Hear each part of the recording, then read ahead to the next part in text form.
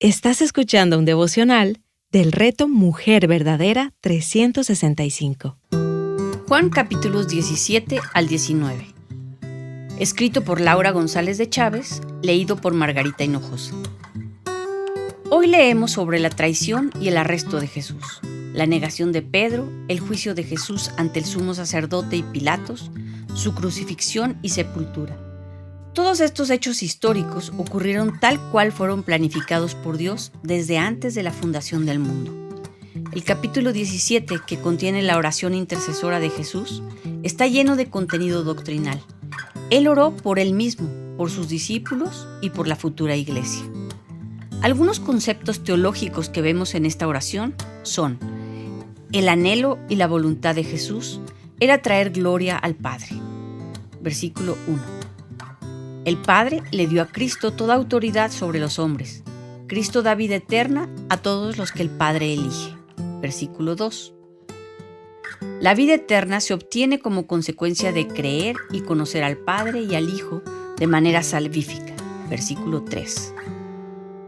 El Hijo vivía en la gloria con el Padre antes de ser enviado a completar la obra de redención en la tierra. Versículo 5. Ver también Filipenses 2, versículos 5 al 11. Cristo revela al Padre a aquellos que el Padre eligió.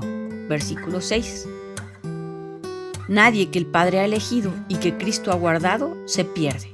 Versículo 12. Cristo vive para interceder por los hijos de Dios. Versículos 9 y 20. Y los guarda del maligno. Ver también Hebreos 7, versículo 25. El mundo odia a los hijos de Dios al igual que rechazaron a Jesús. Versículo 14. Al igual que Jesús, los hijos de Dios no pertenecen a este mundo, pero han sido enviados al mundo para darlo a conocer. Versículos 14 al 16. Los hijos de Dios son lavados y santificados por la palabra de Dios. Versículo 17. La santificación del creyente es directamente proporcional a su relación con la palabra de Dios. El deseo del Padre y del Hijo es que sus hijos sean uno, que sean perfeccionados en unidad, para que el mundo sepa que el Padre envió al Hijo. Versículos 22 y 23.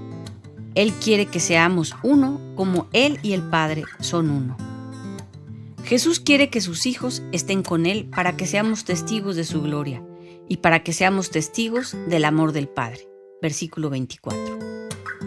Nuestro anhelo como hijos de Dios debe ser el glorificar a Dios, gozarnos en Cristo mientras somos santificados por su palabra, darlo a conocer al mundo y preservar la unidad de su iglesia. Viendo la iglesia de Cristo hoy, ¿piensas que está dando testimonio de unidad? ¿Cómo podemos contribuir a que esto sea una realidad? ¿Estás anclada en su palabra? Negación de Pedro.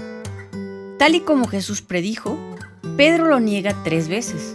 Los evangelios de Mateo y Marcos registran que Pedro lloró amargamente al darse cuenta de que había negado a su Señor. A veces nosotros creemos que estamos más firmes de lo que realmente estamos, y cuando fallamos nos sentimos muy tristes. Pero Jesús conoce nuestras debilidades y sabe que somos polvo.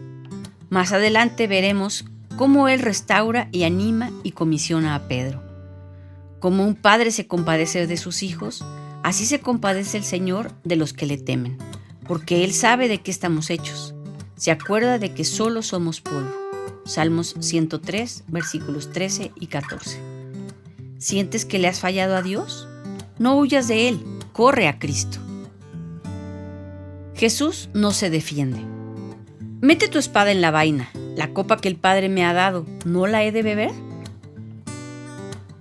Pedro actuó impulsivamente para defender a su Señor, pero Jesús lo detuvo, pues estaba determinado a obedecer el plan de Dios. Tal y como lo vimos profetizado en el Antiguo Testamento y como Jesús anuncia a sus discípulos, vemos el desenlace final. Jesús fue entregado, arrestado, azotado de manera inhumana, abofeteado, escupido, burlado, torturado y crucificado. Jesús no tenía una espada en su mano, porque Él se entregó a sí mismo. Nadie le quitó su vida, sino que Él la entregó por voluntad propia. Él no fue un mártir, fue victorioso. Él estaba en completo control. En ningún momento se defendió, excepto para contestar con la verdad cuando era cuestionado. Sus respuestas no eran políticamente correctas, como las que damos los cristianos hoy. Algunas de las respuestas de Jesús me llaman la atención porque están llenas de significado e implicaciones para nosotros. Su reino no es de este mundo. Jesús no vino a salvar a los judíos de los romanos, ni a establecerse como rey terrenal. Pero ahora mi reino no es de aquí.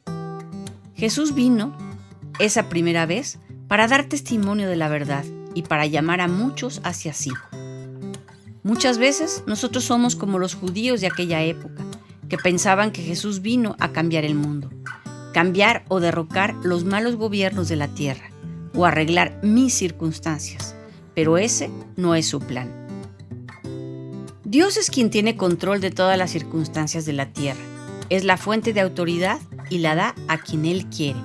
Jesús dejó claro a Pilato quién realmente estaba en control. Recuerda, ceder ante otros de manera sacrificial o rendir nuestros derechos por amor a Jesús pudiera parecer una posición de debilidad, pero no lo es si estamos haciendo la voluntad de Dios. Al igual que Jesús, no somos mártires ni víctimas cuando nos sometemos a las autoridades o circunstancias que Él soberanamente pone en nuestro camino, porque lo hacemos con determinación y voluntad propia por amor a Él. ¿Te está pidiendo Dios ceder tus derechos o sacrificarte en alguna circunstancia? Confía y obedece. ¿Qué es la verdad? Es la pregunta que Pilato le hace a Jesús y es una que muchos se hacen hoy. Piensan que hay muchas verdades para escoger, pero la realidad es que hay una sola verdad y esta es Cristo. ¿Has elegido el camino de la verdad? Crucifixión, muerte y sepultura de Jesús. Los detalles profetizados acerca de su muerte se cumplieron. Ver Salmos 22:18, 34:20 y 69:21. Lo que escribió Pilatos a manera de burla, irónicamente quedó escrito para condenación de los judíos. Jesús, Rey de los judíos. Me llama la atención la forma en cómo Jesús hizo provisión para su mamá, pidiendo a Juan ser su protector.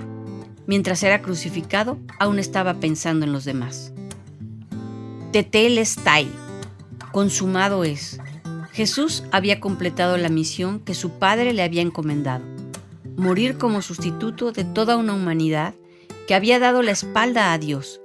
Jesús cumplió de una vez y para siempre todo lo que los sacrificios del antiguo pacto no pudieron lograr. José de Arimatea, un hombre rico y miembro del Sanedrín, y Nicodemo, miembro de la Corte Suprema Judía, dejaron ver públicamente su fe al pedir el cuerpo y sepultarlo. Esto seguramente les costó sus posiciones y reputación. ¿De qué forma te llama Dios a vivir tu fe sin contar las consecuencias? Todos pecamos y nos hemos hecho enemigos de Dios. Todos merecemos la muerte eterna. Pero Dios, en su gran amor por nosotros, envió a su Hijo al mundo a morir por nosotros, para que todo aquel que en Él cree no se pierda, mas tenga vida eterna junto a Él. ¿Crees esto? Para más recursos como este, visita nuestra página web avivanuestroscorazones.com.